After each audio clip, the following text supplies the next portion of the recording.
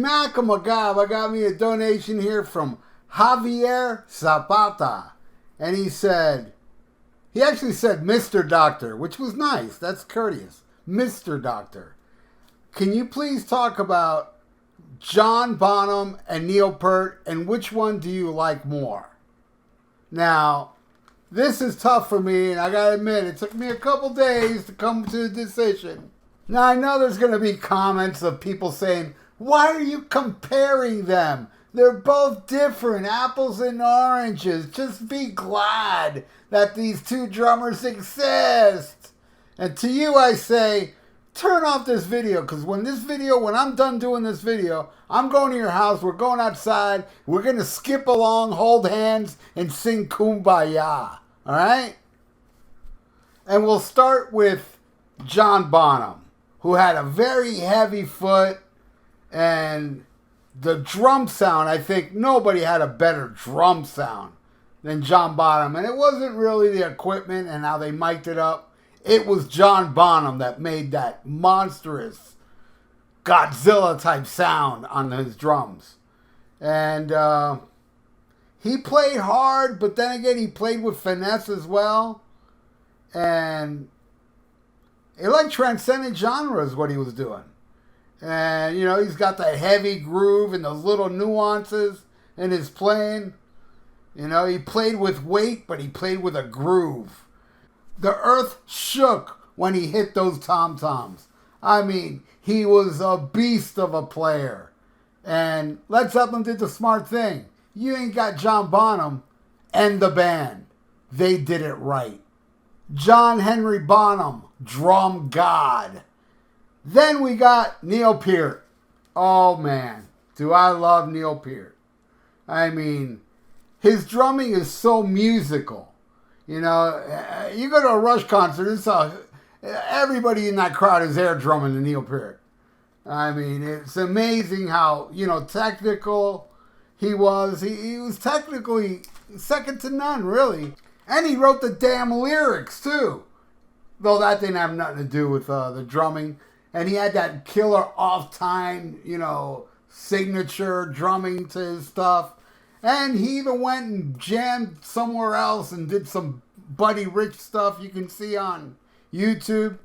I was lucky enough to see Neil many, many times live, and he always delivered.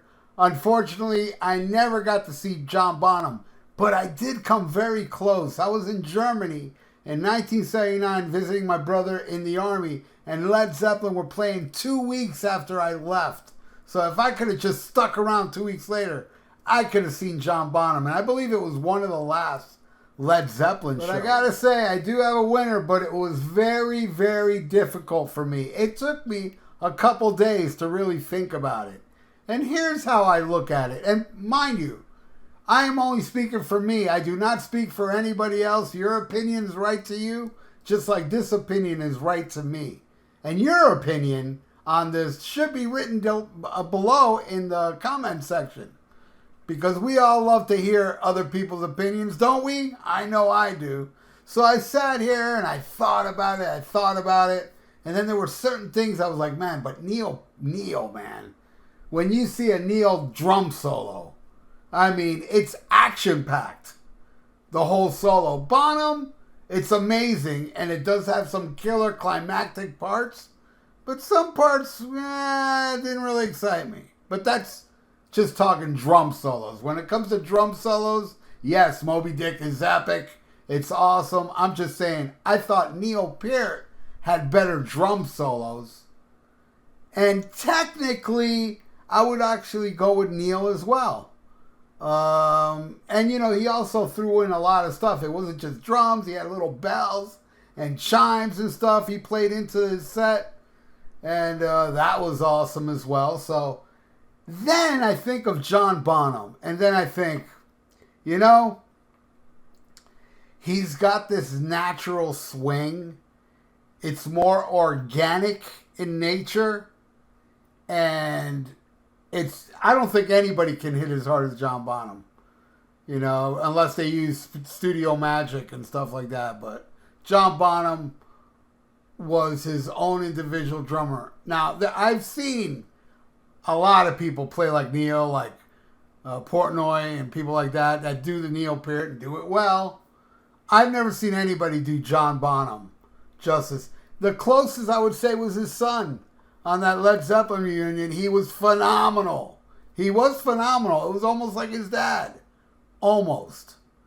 So I'm going to have to go with John Bonham. Now, yes, I think Neil Peart is more technical. So if you're looking at the technical standpoint, I would say Peart is the best drummer. But what speaks to my heart more, and believe me, Neil does, what he does in Cygnus X1, Xanadu, all that stuff in 2112, speaks to me as well. But what Bonham did spoke louder. Right from that first song off the first album, Good Times, Bad Times. What he's doing on that song, right out the gate, John Bonham was a monster. And he remained that awesome all the way through his career. And so did Neil. But Led Zeppelin stopped. Rush kept going. And Neil had way more time to, improve his skills. But I think he was amazing already on Fly By Night. So there you go. And what do you all think? Leave it in the comment below. I am saying Neil Peart, yeah, is technically better, but not better to my ears and to my soul than John Bonham. But I will also say that Bill Ward owns them both. My opinion. Thank you so much for watching, everybody. And if you'd like to donate, and thank you, Javier, for the donation. And if you'd like to donate, I got a PayPal in the description below. And please subscribe to my channel if you have not. So and also like this video. It's good for the YouTube aneurysms. So stay frosty. Listen to Black Sabbath with Bill Ward, the greatest drummer ever, in my opinion. And schmack 'em a gob. Before we get canceled, check out the Rock and Metal Combat Podcast with me and Wattzilla. We are the Podcast Kings. Link to the podcast is in the description below, and also a link to the YouTube page. Check out older episodes with visuals. And very soon, either Ian and I will learn how to go on YouTube Live. Might be soon. So check out the greatest podcast ever according to Science.com. It's also God's favorite podcast and Satan's favorite podcast as well. So check out the Rock and Metal Combat Podcast before we get canceled.